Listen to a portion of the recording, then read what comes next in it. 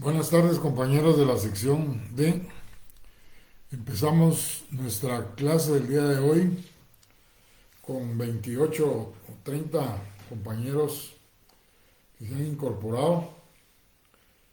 Como ustedes se pueden dar cuenta, ya vimos temas del programa como es el número 1, finanzas públicas, el número 2, el origen del derecho financiero, número 3, los recursos públicos, actividad financiera del Estado.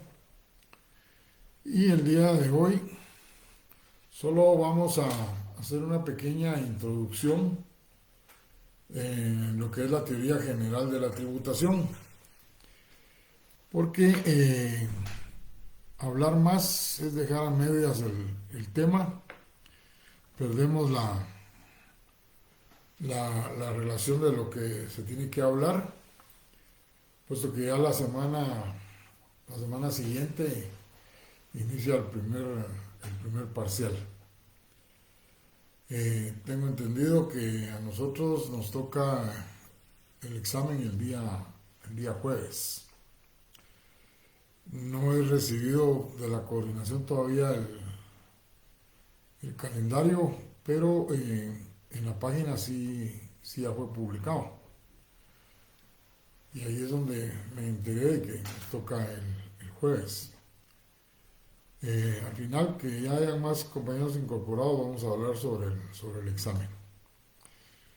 Entonces, vamos a empezar hablando de este tema de la teoría general de la tributación sobre los tributos. Los tributos son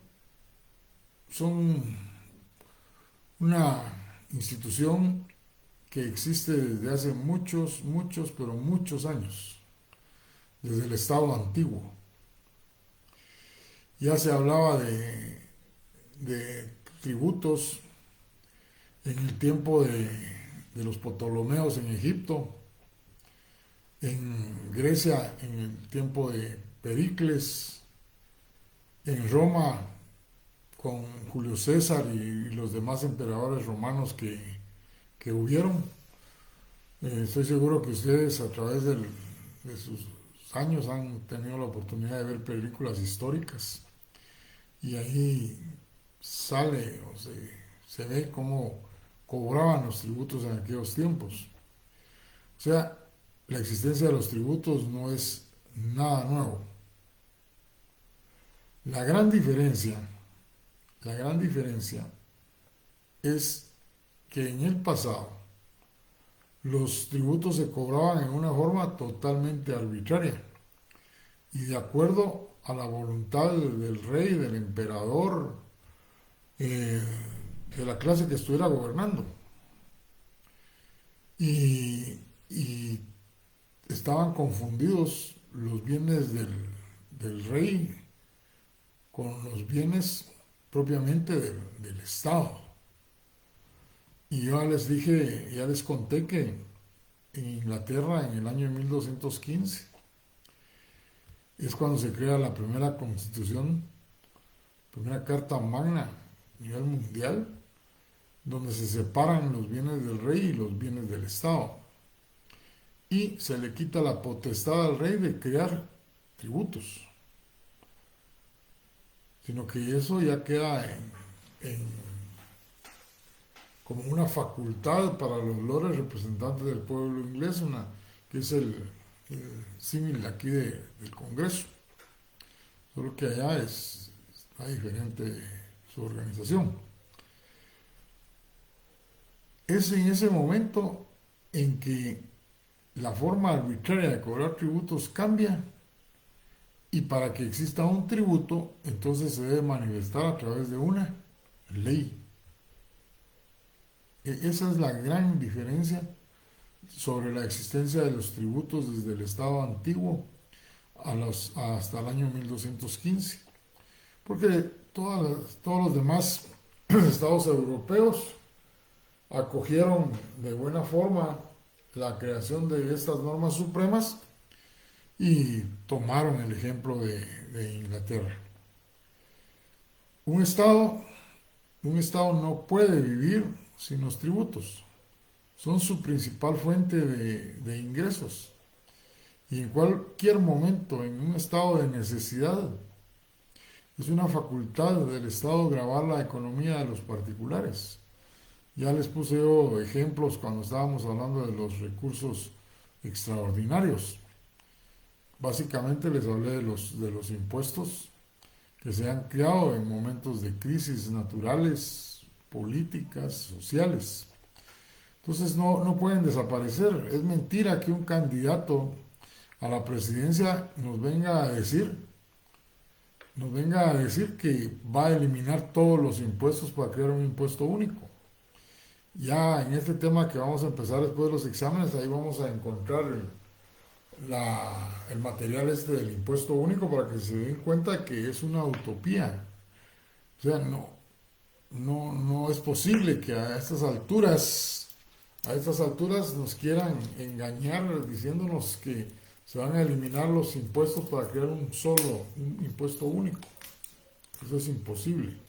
Los impuestos son los principales ingresos que tiene un Estado para poder cumplir con todas sus obligaciones. Veamos ahora lo referente a que los tributos en su caracterización jurídica es hablar en términos generales, porque si ya bajamos a su clasificación, como son los impuestos, tasas y contribuciones especiales, pues ahí vamos a encontrar, desde luego, elementos característicos similares, pero vamos a encontrar grandes diferencias. Grandes diferencias. Por un ejemplo, el impuesto es obligatorio en la tasa y voluntad para hacer el pago, y en las contribuciones especiales son obligatorios, pero hay contraprestaciones, igual que en las tasas. En los impuestos no existe. Solo para que nos vayamos ubicando en entender la gran diferencia que existe entre estas especies de los tributos. Veamos en general las características de los tributos.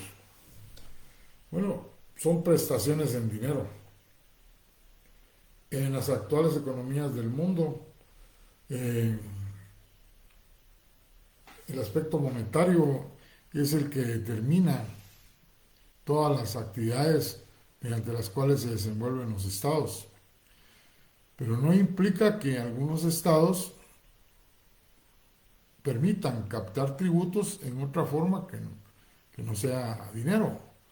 Lo hablábamos cuando explicamos la naturaleza de los impuestos: dinero, especie y servicio.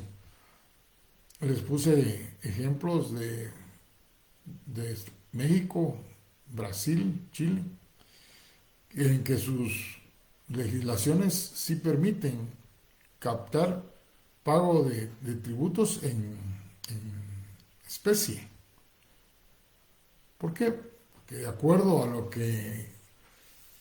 acuerdo al gravamen impositivo, les es más beneficioso recibir un bien mueble que tiene un valor representativo en relación a su moneda, que puede ser demasiado fluctuante.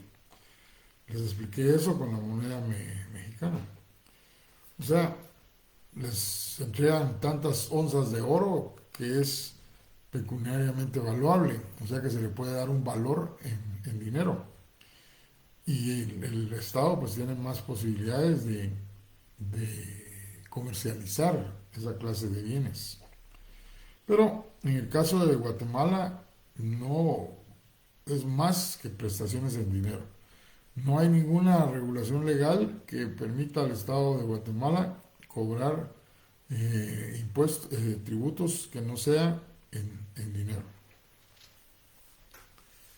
La otra característica es que son exigibles en ejercicio del poder de imperio. El poder de imperio no es más que una facultad que tiene el Estado, es una potestad que tiene el Estado de poder gravar la economía de los particulares. En el pasado era una potestad que tenían los reyes. En la actualidad es una potestad que tienen los órganos facultados para crear leyes, como en el caso del Congreso. Y lo más, característico de este asunto es que son disposiciones unilaterales. No hay una bilateralidad, o sea, una participación de los particulares y del Estado. No, aquí son normas de carácter unilateral, porque eso es precisamente el ejercicio del jus imperium con que está investido el Estado. Llega una iniciativa, como les conté el caso de la nueva ley del Banco de Guatemala, y el Congreso lo que hace es aprobarla. Y cuando se dieron problemas de querer cambiarla, el Banco de Guatemala decidió que mejor se retiraba. Y ante esas circunstancias la tuvieron que aprobar en su totalidad. Hubo manifestaciones particulares de algunos artículos que no les favorecían. Y a través de sus contactos en el Congreso era que se pretendían hacer los cambios.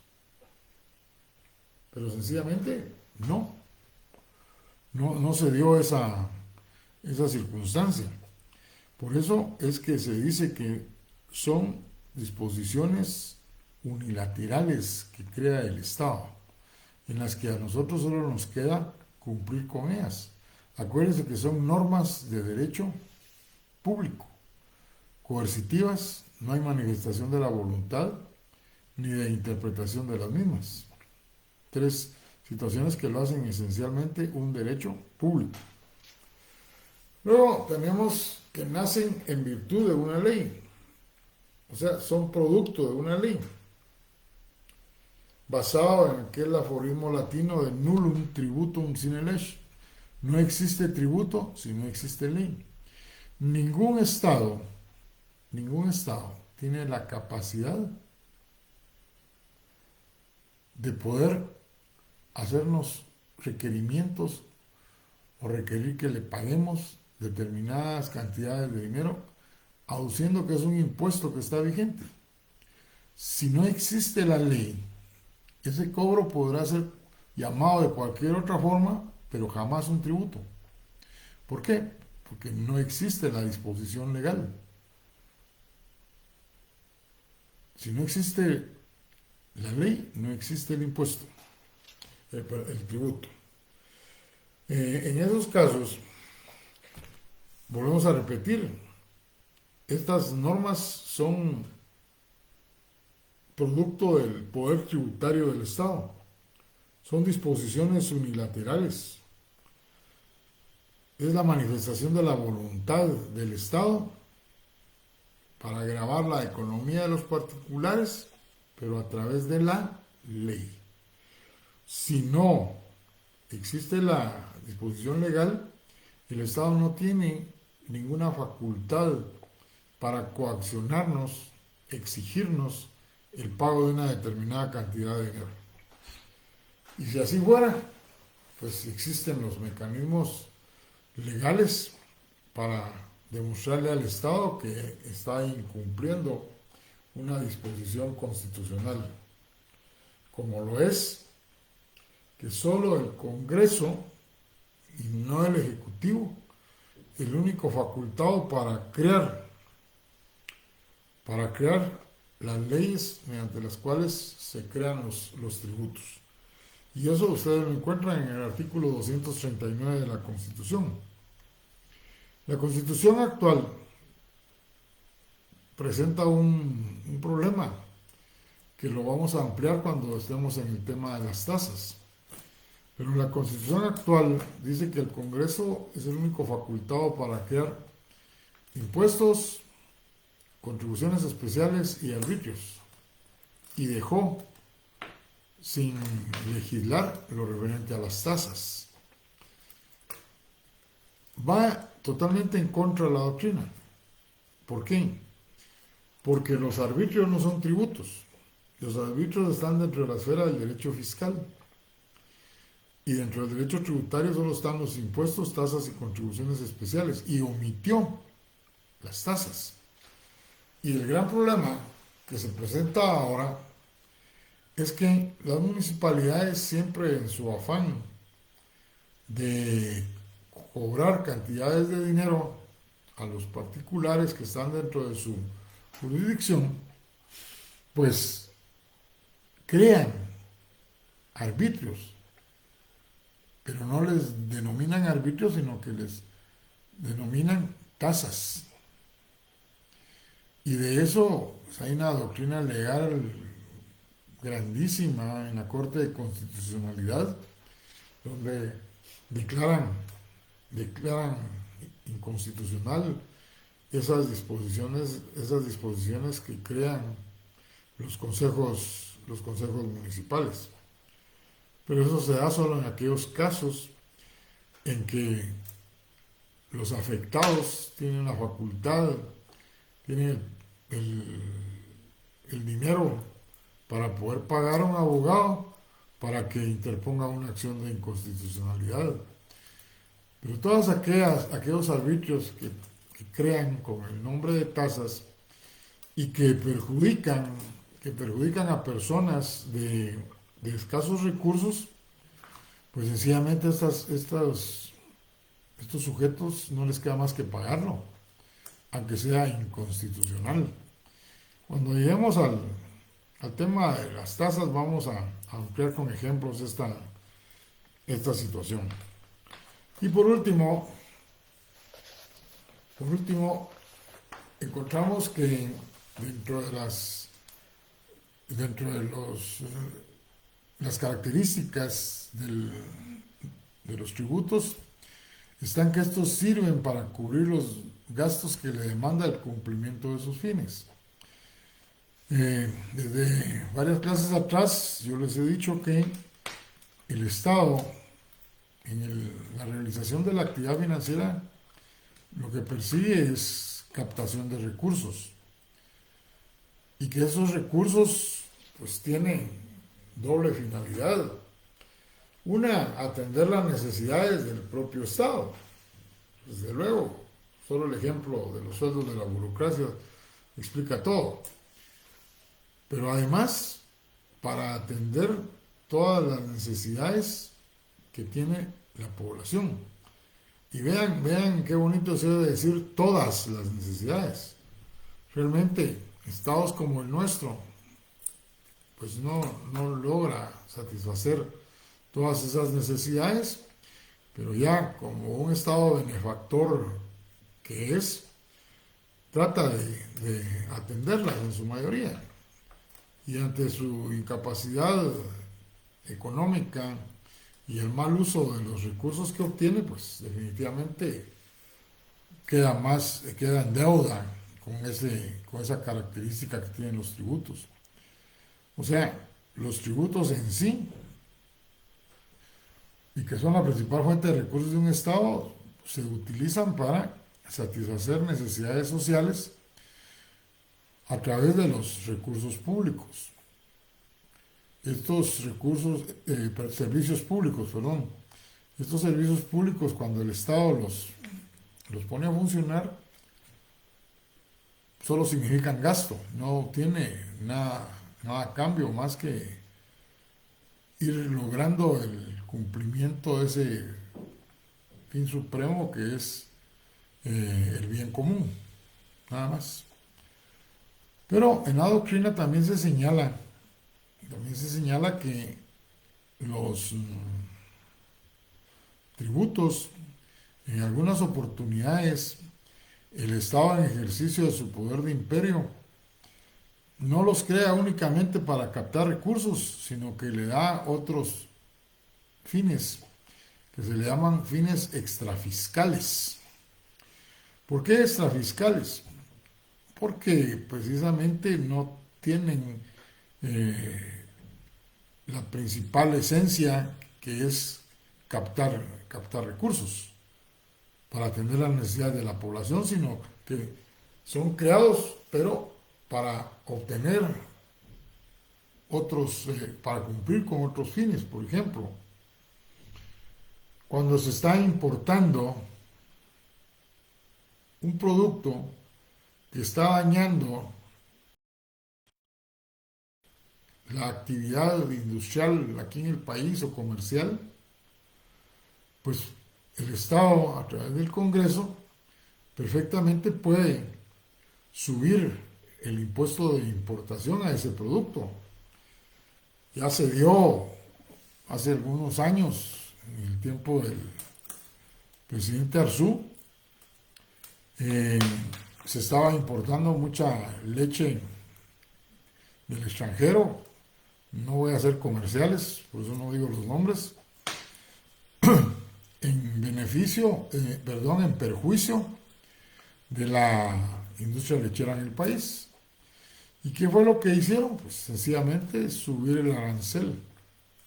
Al subir el arancel, el que estaba importando aquí en Guatemala ese producto, pues tuvo que subir el precio. Y desde luego, en las circunstancias en que nos desenvolvemos aquí en nuestro país, la gente prefirió consumir el producto nacional. Estas situaciones más adelante se arreglan mediante convenios y que haya reciprocidad en la exportación de los productos nacionales, etcétera. Pero en ese momento ese fue el fin de la creación de ese arancel. Cuando ustedes oigan que está pagando tal arancel, tal importación, se le llama aranceles ya en la práctica del derecho aduanero, pero no son más que los impuestos de importación o impuestos de exportación. En Guatemala no existen impuestos a la exportación, con el objeto de que lo que se produce en Guatemala sea competitivo en el extranjero con respecto a los precios. Otro caso es aquí en el país. Aquí en el país, si hay alguna actividad económica que vaya en perjuicio de la colectividad y que se trate de desalentar su producción, pues sencillamente el Estado puede elevar la tasa impositiva. Voy a dar este ejemplo, pero no se van a reír, pero es la verdad. Desde hace muchos años,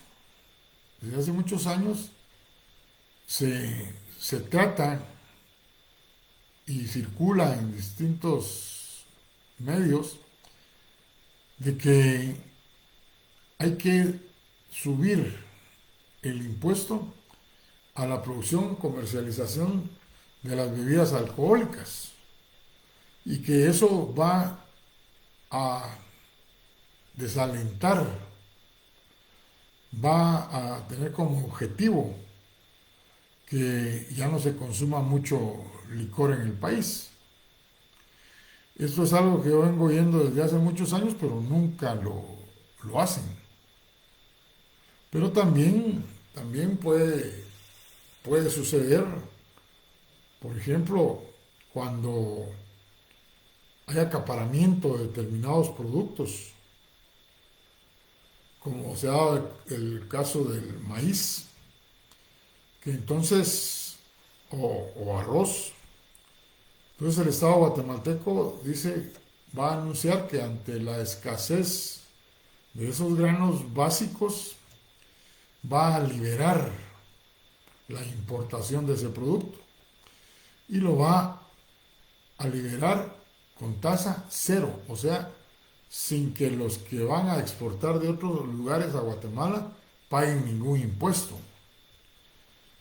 Y el efecto de eso es que definitivamente los que están acaparando aquí en nuestro país tienen que sacar de inmediato sus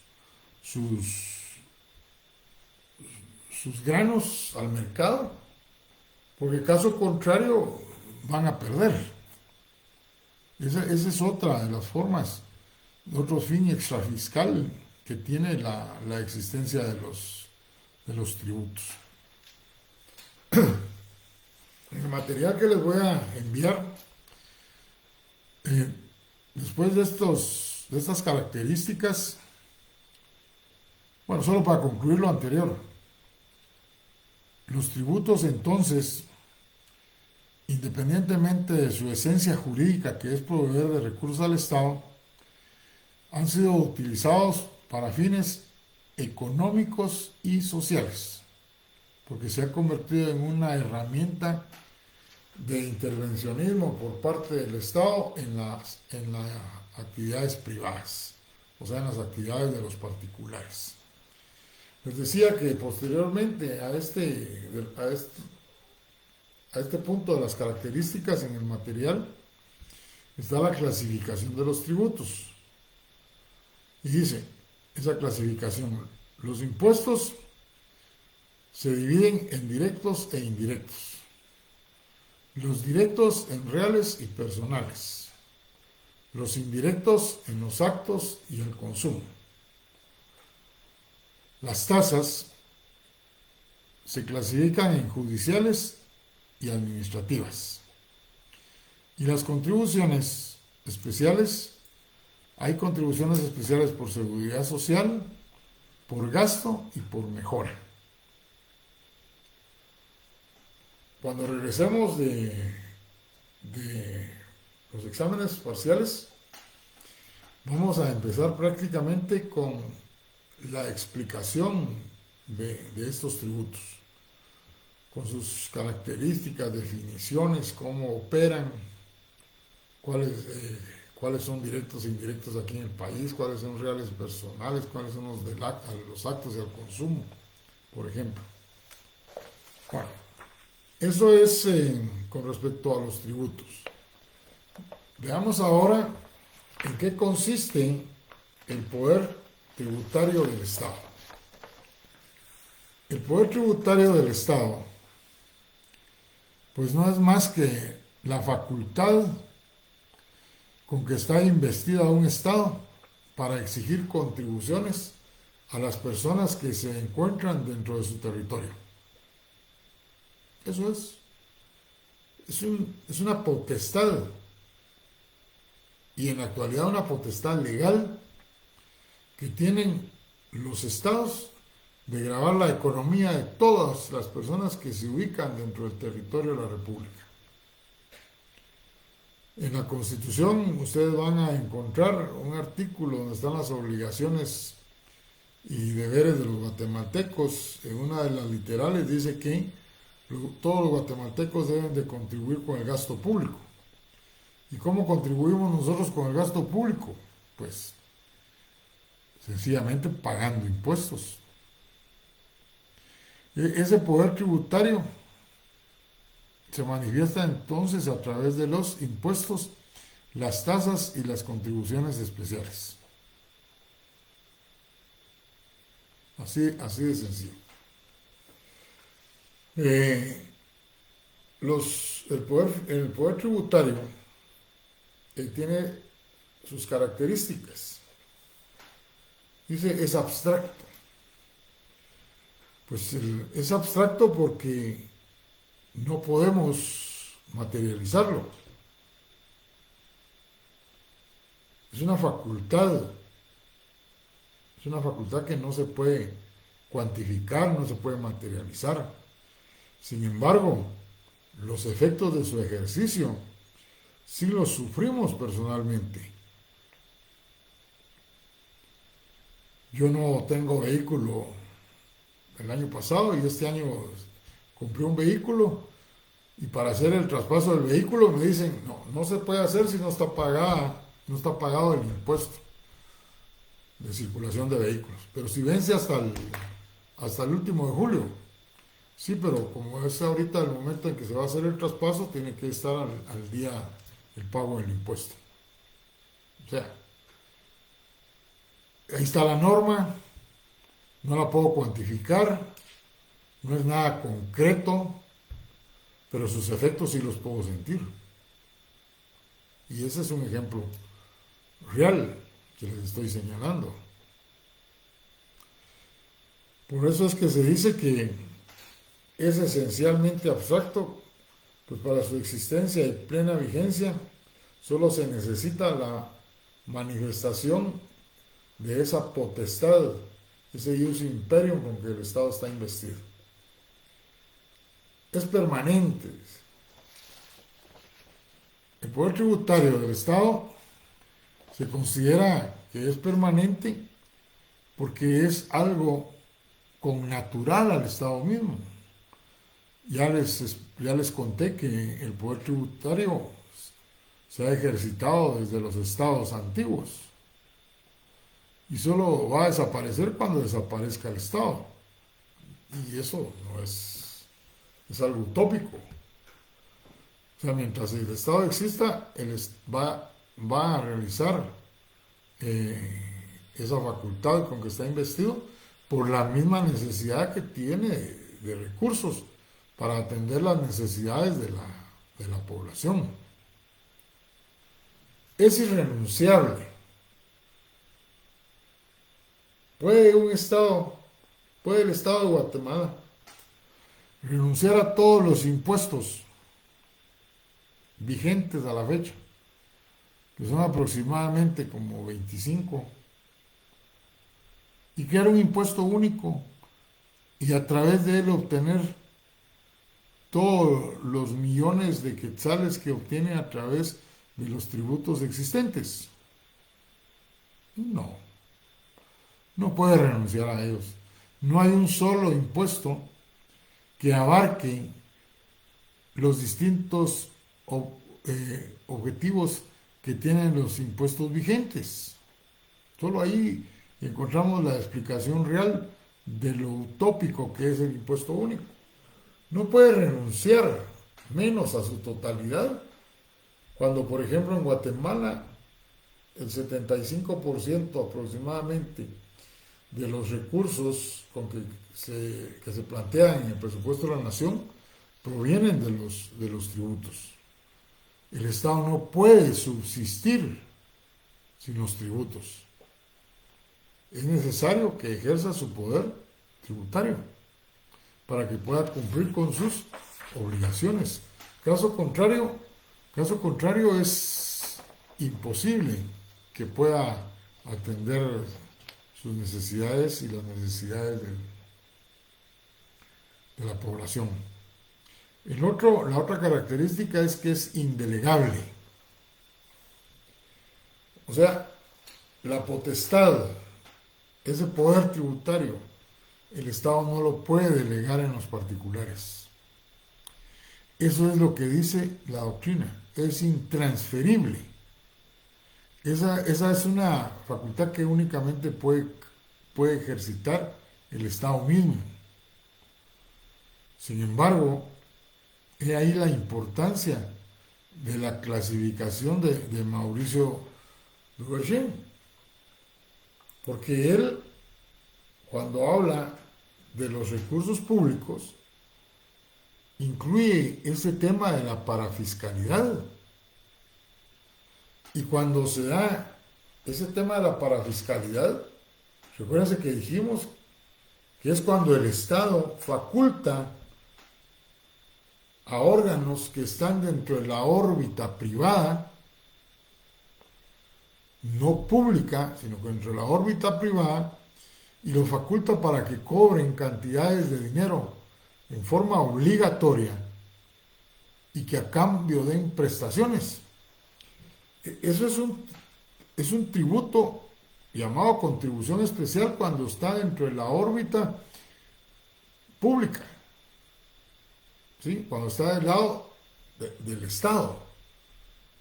Pero como se dan situaciones en las que el Estado faculta a terceros que están dentro de la iniciativa privada, dentro de la actividad privada, entonces eso ya es parafiscal. Y les puse el ejemplo de los colegios profesionales. Esto definitivamente se debe a que el Estado ha ido evolucionando y estas características del derecho tributario pues las venimos, las venimos repitiendo desde hace años, pero las nuevas doctrinas, la misma actividad económica, el desarrollo social, han hecho de que tengan sus excepciones, como el ejemplo de los colegios profesionales. Luego tenemos el tema de la territorialidad, es otra característica. Y esto lo que significa es que cuando se, cuando se, cuando se crea un tributo, únicamente el Congreso lo puede hacer obligatorio dentro de las fronteras, dentro del territorio guatemalteco. No, no se puede dar la creación de un tributo para que sea de ejercicio obligatorio en El Salvador o en México o en Honduras. ¿Por qué? Porque los tributos los crea cada órgano facultado legalmente para ello dentro de su propio territorio, dentro de los límites de su territorio. No, no puede ir más allá. Caso muy diferente es el de los países que están organizados, no como Guatemala, que tiene sus departamentos, sino que son estados federados. Y entonces se encuentra con que hay autoridades federales y autoridades estatales. Las autoridades federales tienen competencia en todo el territorio. Ejemplo, Estados Unidos, Brasil. Son estados federados. Entonces se crea una disposición legal que es de carácter federal y entonces todos los estados tienen que cumplir con ellas. Pero también hay autoridades estatales que pueden crear tributos dentro de su propio territorio estatal. ¿Sí? Y esa disposición legal solo tiene aplicación forzosa dentro de ese estado, no más allá de los límites territoriales de ese estado. En Guatemala no tenemos ese problema, ni El Salvador, ni Honduras, ni Nicaragua, ni Costa Rica, ni Panamá, porque somos un país somos país donde solo existe un Congreso, una autoridad legislativa. Pero si vamos al país vecino como México, México también es una federación. El estado de Chiapas, el estado de Oaxaca y todos los demás estados que lo componen, tienen sus autoridades federales y sus autoridades estatales, y las dos autoridades tienen potestad tributaria. Aquí el problema que se da es el de la doble tributación, pero eso ya vamos a llegar a ese fenómeno de la doble tributación y vamos a explicar cómo es que se da, cómo es que opera. Mientras que aquí en Guatemala, con respecto a esa característica del poder tributario y la territorialidad, no tenemos ningún inconveniente en su existencia. Bueno, veamos ahora los laboratorios. Yo se los iba a resolver hasta el lunes, porque ustedes tienen examen hasta el martes. Pero creo que es mejor que les dé una vez las respuestas hoy, para que ustedes tengan más tiempo para analizar las respuestas y lo que yo les doy con lo que ustedes les escribieron el fin de semana, y así puedan estudiar Y entonces, hasta lo que estoy explicando el día de hoy es lo que vamos a evaluar para el examen en la parte de la doctrina. Y en las leyes, pues las tres que ya les di los laboratorios, referente a la ley orgánica de la SAT, del Banco de Guatemala, eh, la ley de la SAT, Banco de Guatemala y la ley monetaria. ¿Sí? No hay ninguna otra ley que tengan que ver, y por favor en el examen solo tienen que contestar con esas leyes, no con otras, ni con los reglamentos, solo con la ley.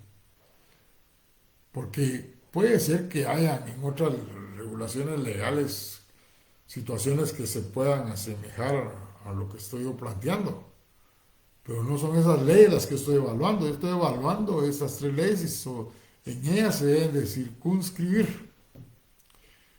Ese es su límite, no límite territorial, pero sí es su límite para poder contestar los casos que les voy a plantear.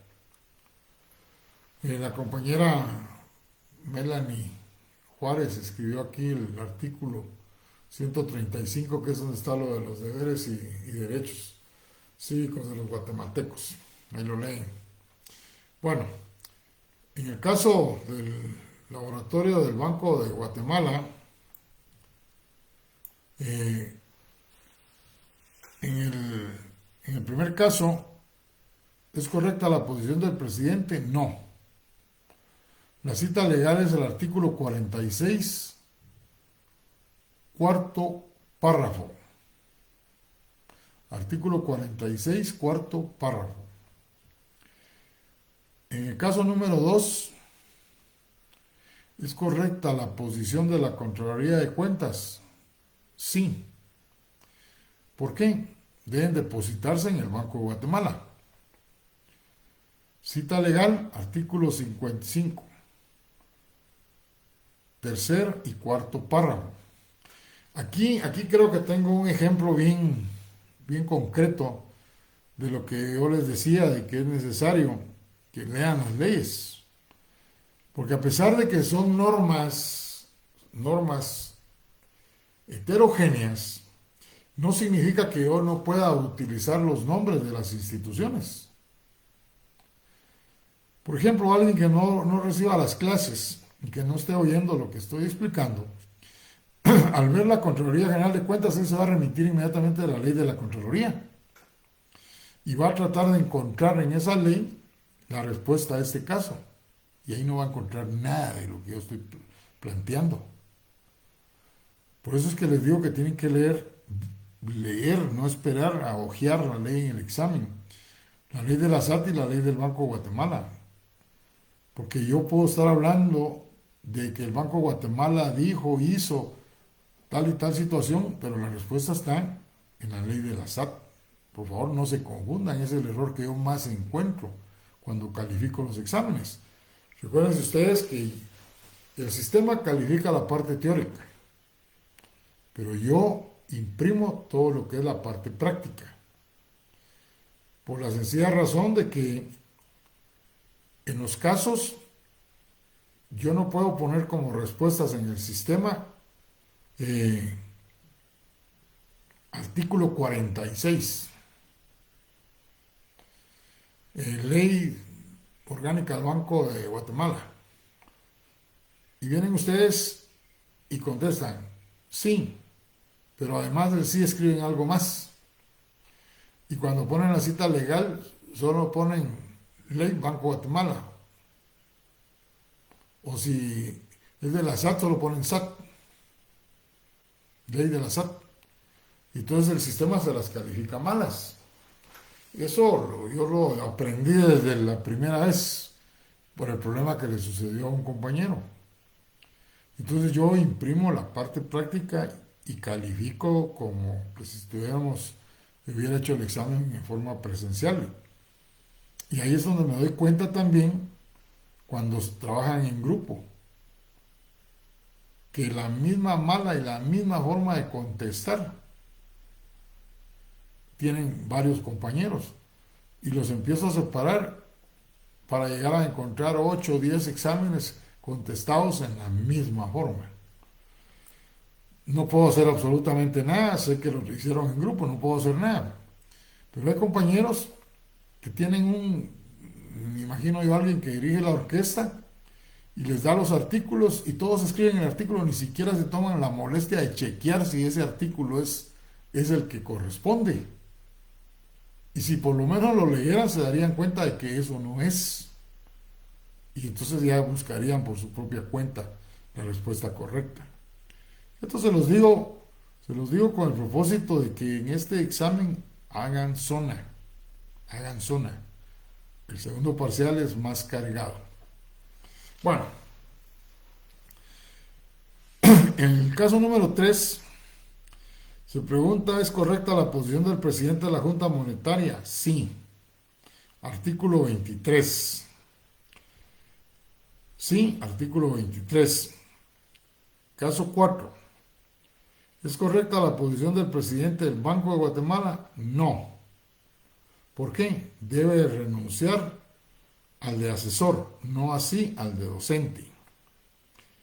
No debe renunciar al de asesor, no así al de docente. Artículo 35. 5. ¿Quién tiene la razón sobre lo que se está planteando? El presidente. ¿Por qué? Puede vender y comprar. Estamos hablando de divisas. Puede vender y comprar divisas. Artículo 47. Caso número 6. En el caso número 6, ¿es correcto el cobro que realiza la SAT? No. ¿Por qué? Porque está liberada. Artículo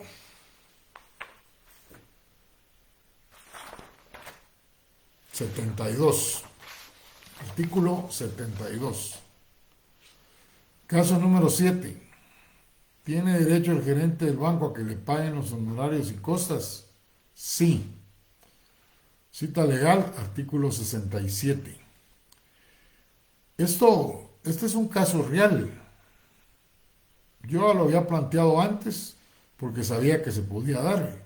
Y finalmente, una hipótesis que yo planteé en un caso en clase se dio.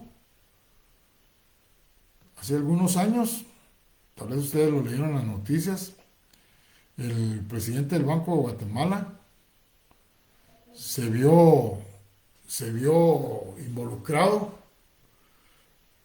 por ser representante de la Junta Directiva del ICS en un asunto legal e incluso junto con a la par de todos los de la Junta Directiva del ICS fueron puestos en prisión. Y durante todo el tiempo que estuvo en prisión se tuvo que cumplir con esta norma. Mientras estaba él nombrado por su periodo. O sea, esta es una situación que ya se dio en la realidad. Entonces, por eso sí tiene derecho. Artículo 67. No quiero mencionar los nombres de los que se vieron involucrados, porque no viene al caso, pero sí es un caso real que se dio en el ICS, donde el presidente del Banco de Guatemala es parte de la junta directiva.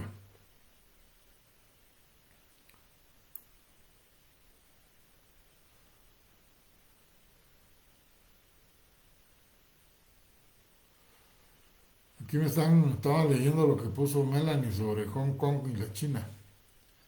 Bueno, después lo voy a leer completo. Toda esta información es bueno leerla.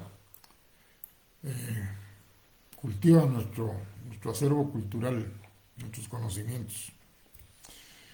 En el caso número 8, ¿puede el juez de primera instancia decretar el embargo? No. Todos los bienes del Estado de Guatemala son inembargables y además el encaje bancario. El encaje bancario, para los que no conocen en qué consiste, esta es una disposición que existe en la ley del Banco de Guatemala que todos los bancos del sistema en base a todos los depósitos, a los depósitos que reciben de sus cuentavientes, eh, ya sea de ahorro o monetario, de acuerdo a los artículos que señala el encaje bancario, deben de tener una cuenta en el Banco de Guatemala donde deben de tener depositadas los porcentajes que ahí se señalan en base a lo que los clientes de cada banco han depositado. Ustedes bien saben que los bancos del sistema dan créditos, pero lo que están dando a crédito son los dineros que están recibiendo.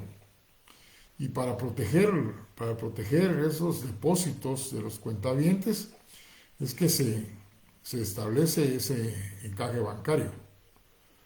Ese es uno de los problemas que se dieron en el Banco de Comercio, donde el señor Willy Zapata, que estaba de superintendente de bancos, ante una solicitud que hubo sobre que se investigara cómo estaba la situación de ese banco, él firmó que la situación de ese banco era estable y muchas cosas más que ahí se escribieron.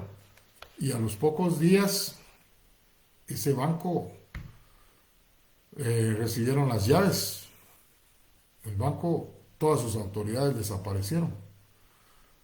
Todo lo que era su consejo de administración desapareció.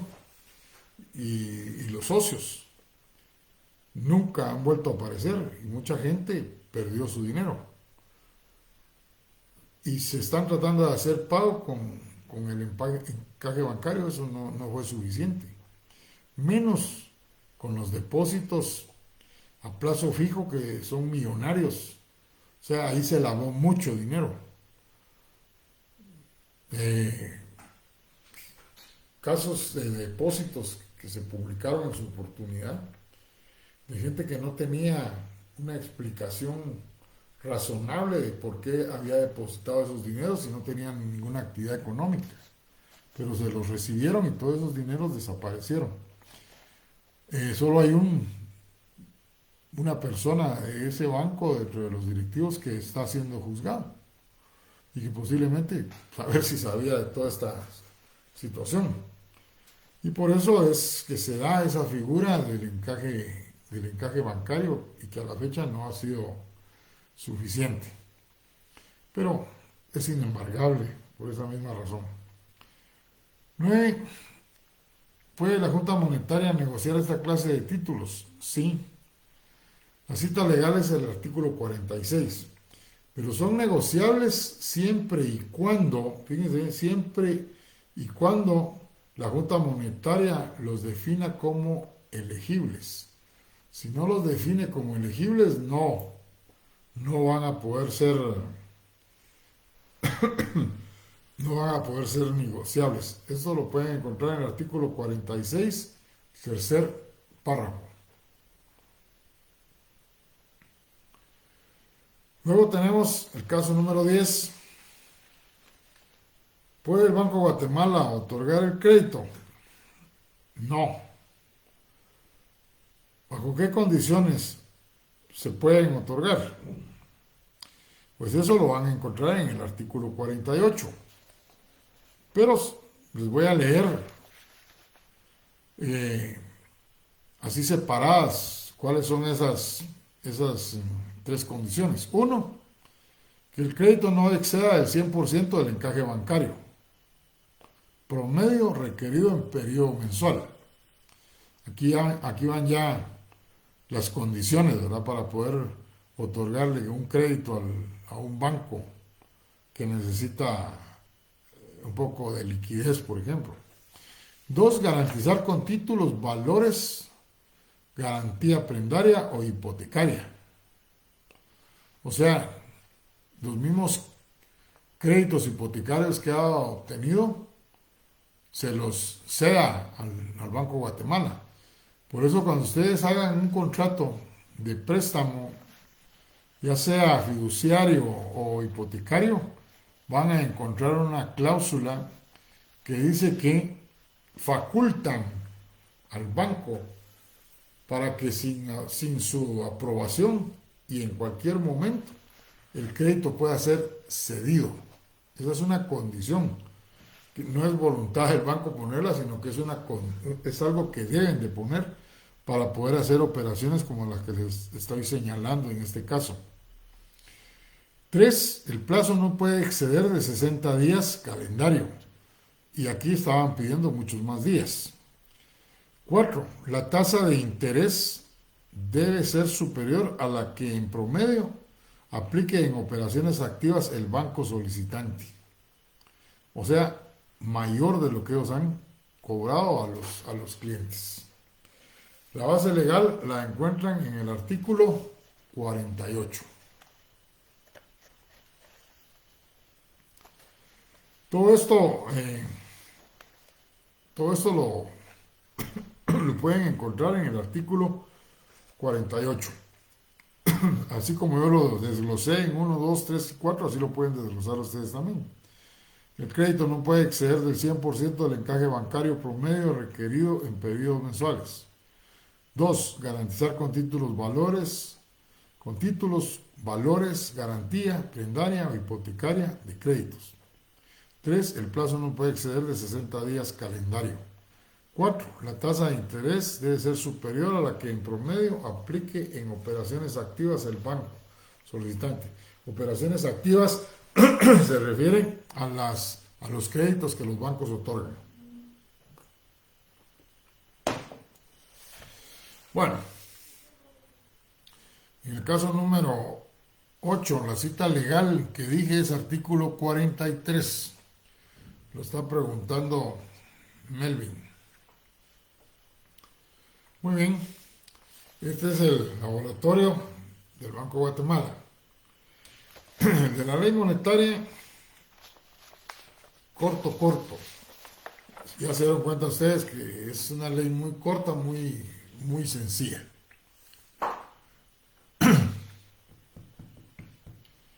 Caso número 8, el artículo que dije es 43, donde dice que son inembargables los depósitos relacionados con el encaje bancario.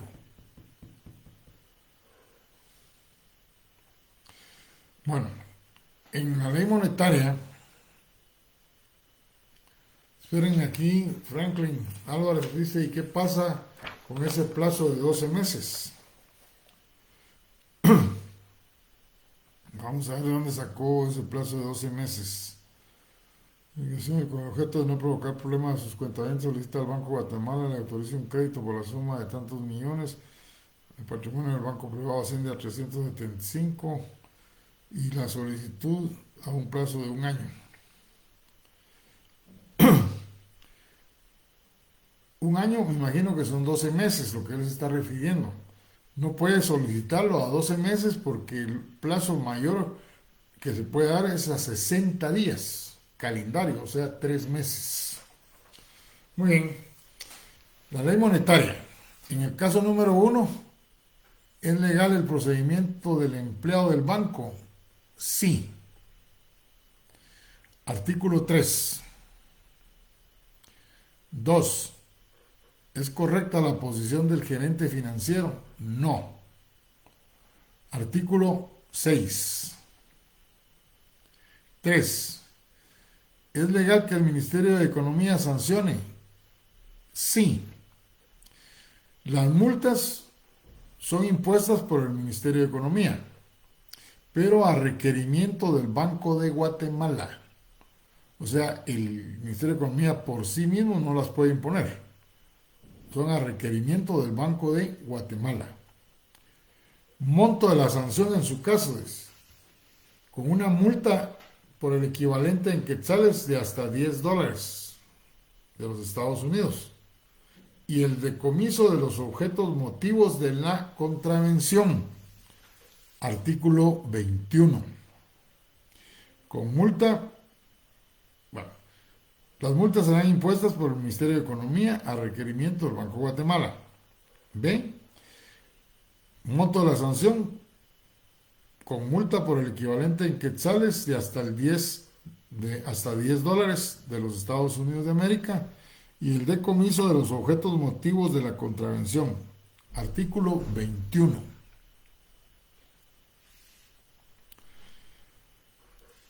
En el caso número 4, ¿es correcta la posición del banco? No. Solo el Banco de Guatemala puede llamar al canje. Aquí encontramos 3 artículos que están relacionados con respecto a esto del canje. Cualquiera de los 3 estaría bueno y si ponen los 3 también está bueno. 7, 8 y 26. 7, 8 y 26. Y por último, ¿es correcta la posición de la Junta Monetaria? Sí. La base legal la encuentran en el artículo 12 y 19. Son ellos los que definen el peso de las monedas. Eso no tiene que decirse en otra forma.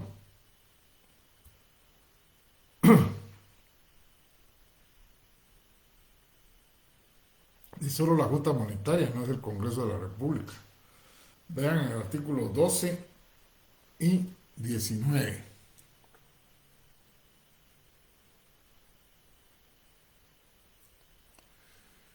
Dice Melanie, en el caso 2 de la ley monetaria yo coloqué sí debido a que ahí dice pagó, yo entiendo que pago en efectivo.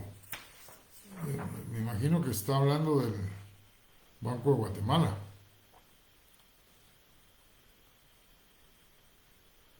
La respuesta dije sí. Ah, no, es aquí en la ley monetaria. Dice Rubén es contratado por el gerente de la entidad financiera tal. El contrato tiene, entre otras condiciones, un plazo de 3 meses, 10 horas diarias, pago de honorarios por la suma de tanto. El gerente financiero de la entidad se opone, argumentando que el contrato es ilegal por haberse hecho en dólares. ¿Es correcta la posición del gerente financiero? ¿Sí o no? La respuesta es no. ¿Por qué? Porque se puede hacer en cualquier moneda. Vean el artículo 6. Bueno, unos comerciales. El lunes vamos a omitir entonces la clase. Mejor prepárense. Lean mis leyes para mi examen.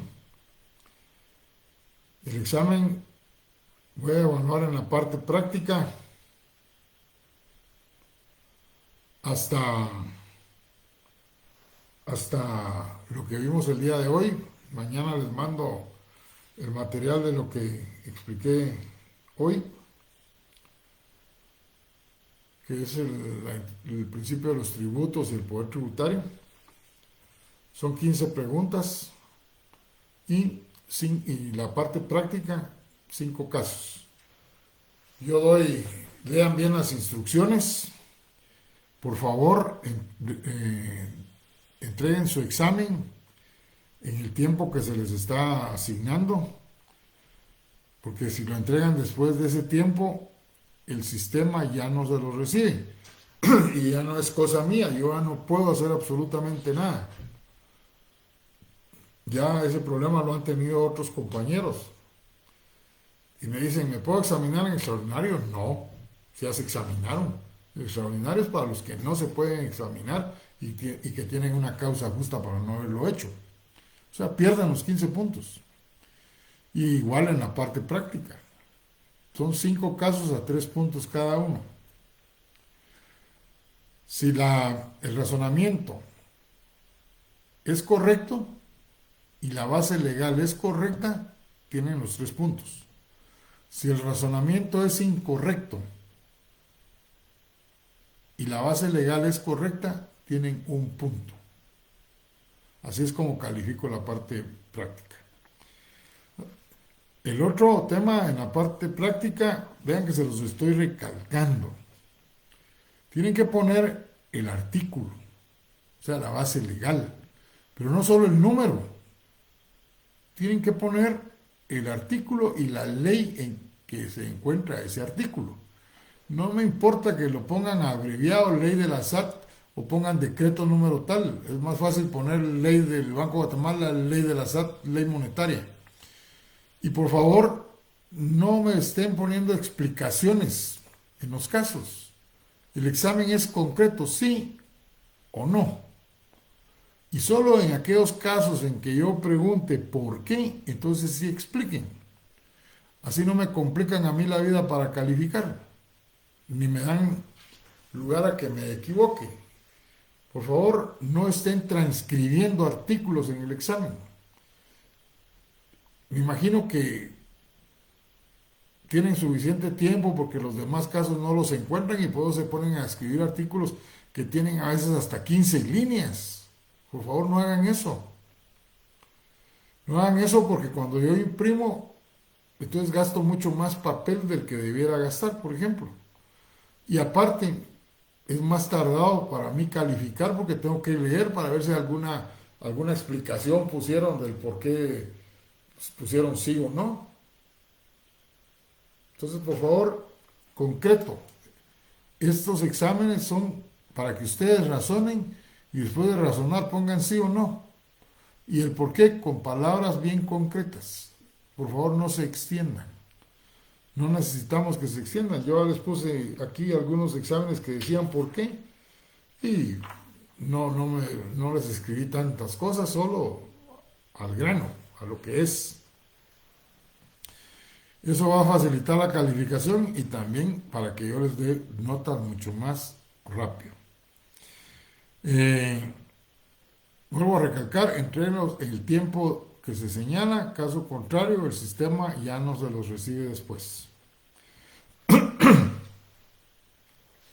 La otra cuestión que les quería pedir, por favor, si conocen algún compañero del año pasado que tenía retrasada derecho financiero, por favor, díganles que si no aparecen en el sistema es porque ese listado es el que a mí me enviaron y solo reporté los que ahí dicen. Yo no puedo, en la actualidad, que todo está computarizado, hacer agregados, no lo permite el sistema. Igual con ustedes, si no están asignados al curso, no van a aparecer en los listados, yo no puedo reportar su nota. Así que controlen que estar debidamente asignados. Se los digo por todos los problemas que hemos estado viviendo por esta toma de la universidad, ¿verdad? Bueno, señores, no les deseo suerte porque esto no es de suerte, sino que les deseo que pongan mucha atención en el curso y que se preparen para poder obtener una buena nota. El primer parcial es para hacer zona. No se les olvide que todos los exámenes de todos los cursos son importantes. Es el año del cierre. Con uno que pierdan, no cierran. La otra pregunta que me hacen algunos compañeros aquí es si se puede examinar a la segunda hora. Bueno, por favor, si se examinan a la segunda hora, yo les voy a pedir que siempre pongan su sección. Pero eso complica lo que es la parte teórica. ¿Por qué? Porque el sistema los va a poner donde es y se van a confundir con los exámenes de la segunda hora.